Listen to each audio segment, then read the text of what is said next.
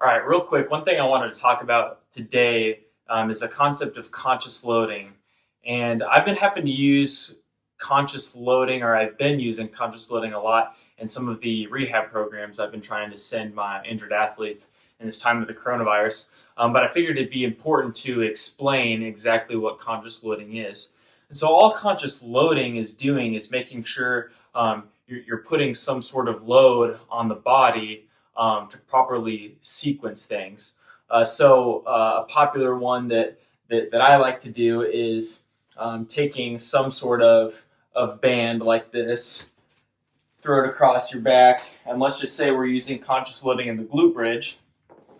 So I grab my band, throw it across my back, lay down on it. So now I'm going to press this band up. Now when I press this band up, because I'm having to actively engage my muscles and press this band up, my core is kind of naturally engaged here. So now that my core deep stabilizers are on, it will turn off the hip flexors and the glute bridge so I can get an effective glute bridge. So we'll look at my glute bridge without the conscious load. You can kind of see it appears that my hip flexors are tight, which in general I would say mine are.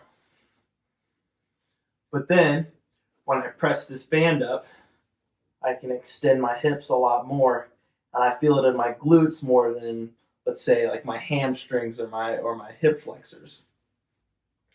Now, there's a couple other ways you can conscious load.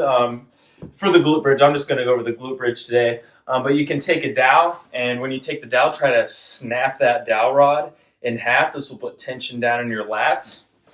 And so again, we're stabilizing something while we're going through a movement to try to get everything to sequence well together. So in this instance, we're using the posterior chain. We want the posterior chain to sequence well.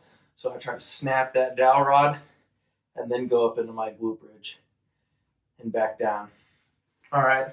And then another way that can be easy is I took one of my backpacks and I filled it with a bunch of my old, gross, heavy textbooks.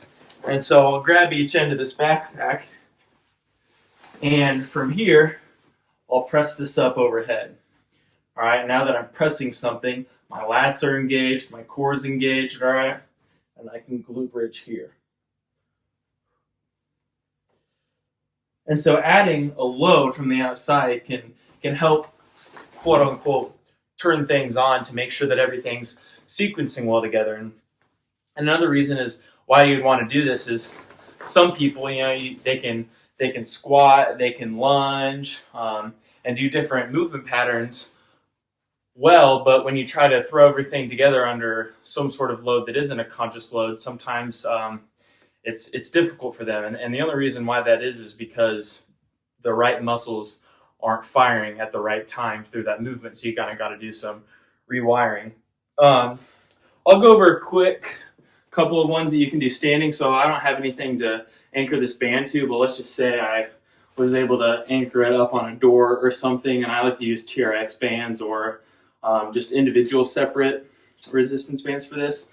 Well, let's say I'm taking them in front of me, and I pull those bands down to my side.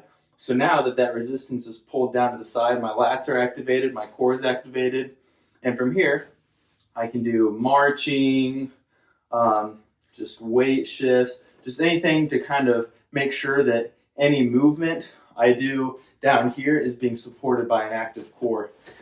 And then the last one I'll show in standing is you can take that backpack, again, that load, and press it up overhead. So now that it's pressed up overhead, I'm having to use my shoulders, my lats, my core, and then you can do different patterns from here.